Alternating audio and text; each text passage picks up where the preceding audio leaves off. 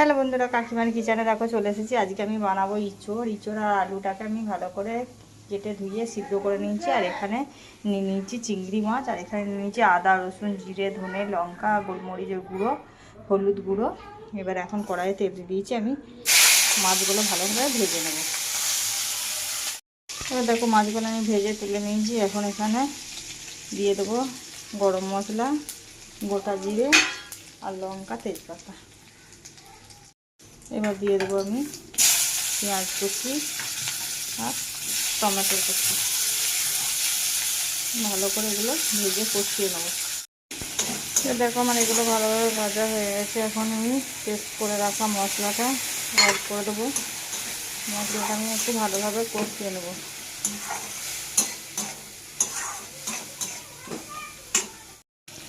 দেখো মশলাটা কষানো হয়ে গেছে। এখন আমি ইঁচড় আর আলুগুলো এখানে অ্যাড করে দেবো আর দিয়ে দেবো আমি পরিমাণ মতো লবণ।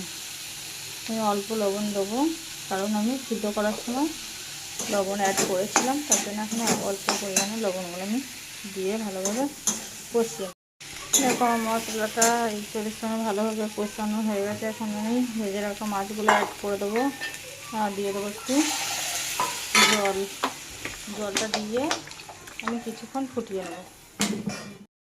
দেখো বন্ধুরা, আমার ইঁচড়ের রেসিপি রেডি। এবার নামিয়ে দেবো। আমি একটু ঝোলঝোলই রেখেছি, খেতে ভালো লাগে বলে। তোমরা চাইলে ঝোলটাকে একটু মেরে নিতে পারো। আর এইভাবে রান্না করে খেয়ে দেখো, খুবই ভালো লাগবে। যদি ভালো লেগে থাকে লাইক কমেন্ট শেয়ার করতে ভুলো না, আর চ্যানেলটাকে সাবস্ক্রাইব করে দেবে। ঠিক আছে বন্ধুরা, চলো টাটা।